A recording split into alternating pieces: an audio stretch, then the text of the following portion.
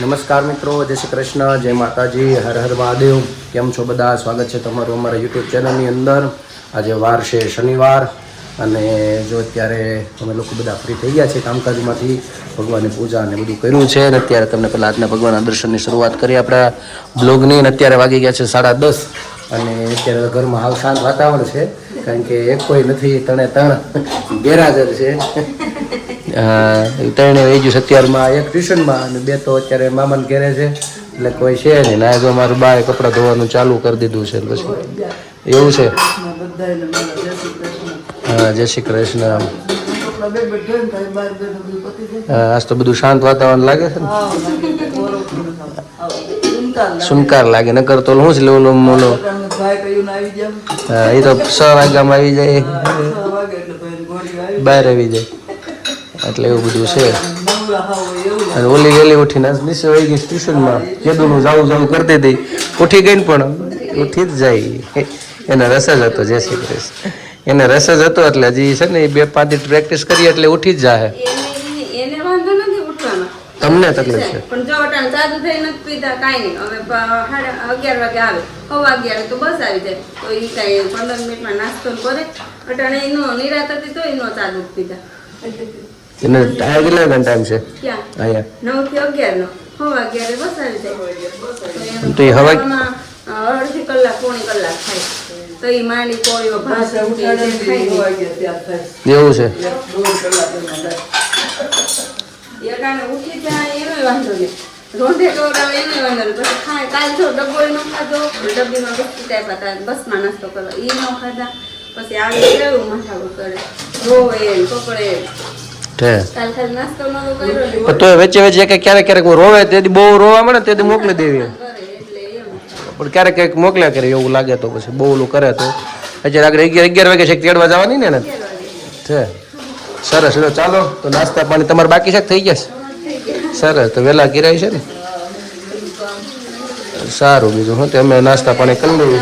નાસ્તામાં ગાંઠિયા આવી ગયા છે એમને આજ ભાખરી ખાવાની કે ઈચ્છા બહુ હતી નહીં, આવી ગયા છે ગાંઠિયા. આગળ જમવાનું ટાણું થઈ જાય એટલે ગાંઠિયાને ખાઈ લઈ, બપોર સમય આગળ પાછો થઈ જાય. ચાલો તમે બધા નાસ્તા પાણી કરી લઈ, તમે ચાલો બધા નાસ્તા પાણી કરવા અને પછી જમીને જવાનું છે બહાર. નાસ્તા પાણી કરીને પછી કઈ જગ્યાએ જાય અને કેવો રીતનું પ્લાનિંગ છે એ આગળના વિડીયોમાં ખ્યાલ આવી જાય છે તમને. તો મિત્રો, અમે લોકો અત્યારે જઈએ છીએ પારસમાં ખરીદી કરવા માટે, કારણ કે અમારા આસ્થાબેન એક જોડી લેવાની છે. નક્કી કર્યું એટલે અમે જઈએ છીએ. જો ચા પીવાનો સમય થઈ ગયો, ચા પીને હું ને જાગું નીકળીએ છીએ. કા થોડુંક મોડું થઈ ગયું છે, નીકળી જાય ટાઈમે આગળ આવી જાવ ખરીદી કરીને પાછા, એટલે ભેગી લઈ જાય. એટલે અત્યારે હું જ આગળ ટ્યુશનમાં બધું પતી ગયું ને, એટલે પછી મેં કીધું જાતા હારવાર હે ને. ચાલો તો મળીએ પછી ત્યાં જઈને કેવા કપડાં લઈ તમને બધું બતાડશું, ઘરે આવીને પણ પાછા તમને બતાડશું.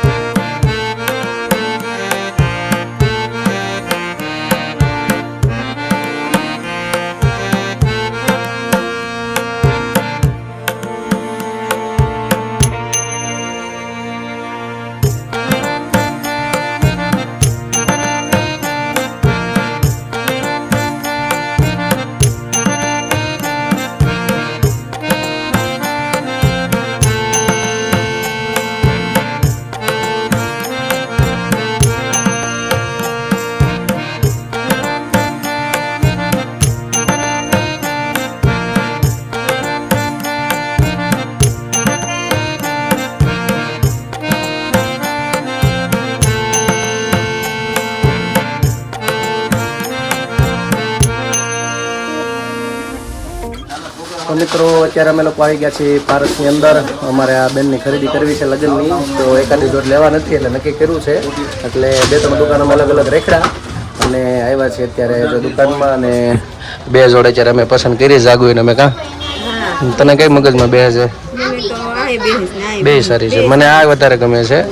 જાગુને ઓલું મગજમાં બેસે છે, સિમ્પલ ને સોબર આવું બધું પહેરી શકે અને સારા બે સારી છે. હે હા છે એટલે બેન ને તને કઈ ગમી બેન? આસ્તા તને કઈ ગમે છે પહેરવી? હા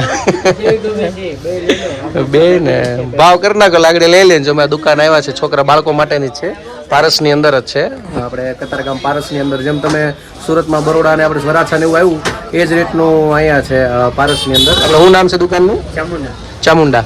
ચામુંડાની અંદર છે અને બહુ સારી છે, વેરાયટી બહુ સારી છે. અમે તો અહીંયા રેગ્યુલર બધા આવતા હોય કારણ કે અમે કતારગામમાં જ રહી છે આ બાજુ, એટલે અમારે નજીક પડે અને અમારા ગામના બધી દુકાનો છે આ બાજુ, એટલે અમારે તો ચાલુ હોય અને જવાનું છે લગ્નમાં મામાને ઘેરે અમારા આસ્થાબેનને. એટલે નીકળ્યા છીએ, ફ્રી થઈ ગયા થોડાક. એક મહેમાન આવવા નતા એટલે પછી કેન્સલ થયો આવવાનો, પછી તરત ખરીદી કરવા નીકળી ગયા. હવે આમાંથી કઈ લઈએ આગળ નક્કી કરશું અને પછી આગળ અમારે નાના મોટી બીજી ખરીદી કરવાની છે. એ જોઈએ છે આગળ શું શું લેતા જાય. પારસમાં આવ્યા છે કંઈક તો લેતા જ જશું. ચાલો તો જોઈને પછી ઘરે તમને બતાડશું કઈ ફાઇનલ કરી છે. હા સારું છે, બહુ મસ્ત છે.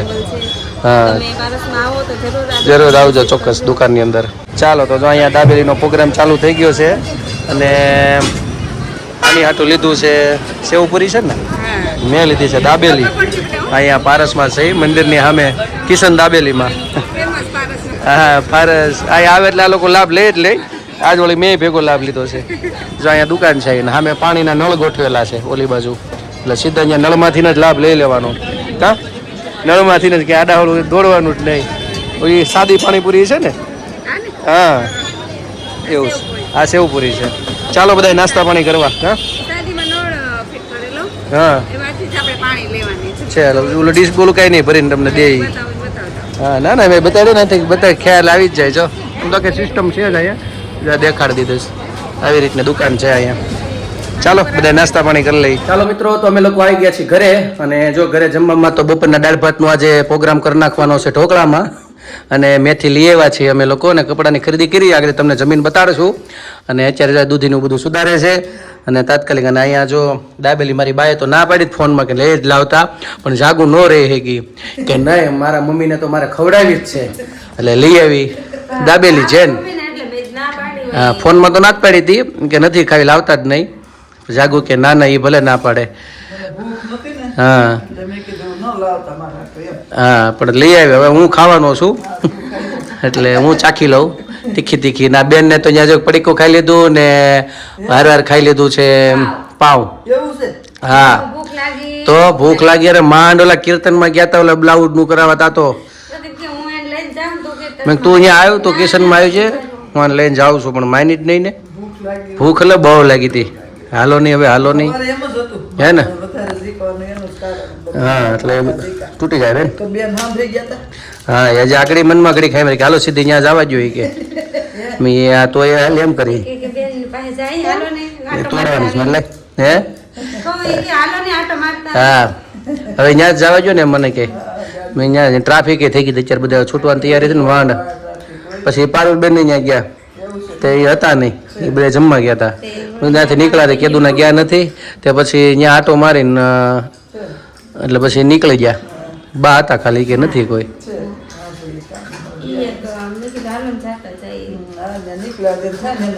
એટલે જ ને મેં જાવું તે જાવું પણ તઈ મેં કીધું પાછું વળતા આમ લેવામાં મોડું થાય પછી વળતા જાવું. ફૂલ ગળદી રોડ ઉપર એમાં ખૂણા ઉપર હનુમાન દાદા મંદિર છે ને ત્યાં તો બહુ ગળદી થઈ જાય નો એટલે જ ને. તોય ઘડીક તો 2 મિનિટ 5 મિનિટ ખાલી ટેમ્પો આડો આવી જતો તોય થઈ ગઈ ફૂલ એવું છે. ચાલો તે હવે હાહુ વહુના પ્રેમની દાબેલી બેયની વિધિ છે મારે ખાવાની આવી છે. મને ભાવે નહીં પણ હવે ખાઈ લઉં બીજું હું પણ હું ખાઈ લઉં. પણ જો આજે ઓલા લોકો નથી જેમાં મારા પપ્પાની બપોરે એટલે એના દાળ ભાતના ઢોકળા થાય છે મેથી નાખીને. બપોરનું શાક છે કારણ કે હતા જ નહીં જમવામાં, મોડું થઈ ગયું તાવામાં. એટલે મેં તો જમ્યો છે એટલે મારે પાછું વિનુય જવાનું છે એટલે મેં કીધું હું દાબેલી ચાખી લઉં.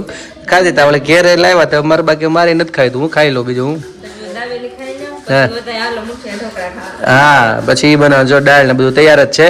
ચાલો તો ના ખાઈ લો હું અને થોડી જમવાનું થોડુંક વચ્ચે અને પછી અમે તાત્કાલિક જલ્દી અત્યારે એક વિડીયો બનાવવાનો છે કોમેડી, તો પછી એમાં લાગી જશું કોમેડીમાં અને ત્યારબાદ જમીન પછી અમે અમારા બેન માટે શું શું લાવ્યા એ તમને પાછા બતાડશું.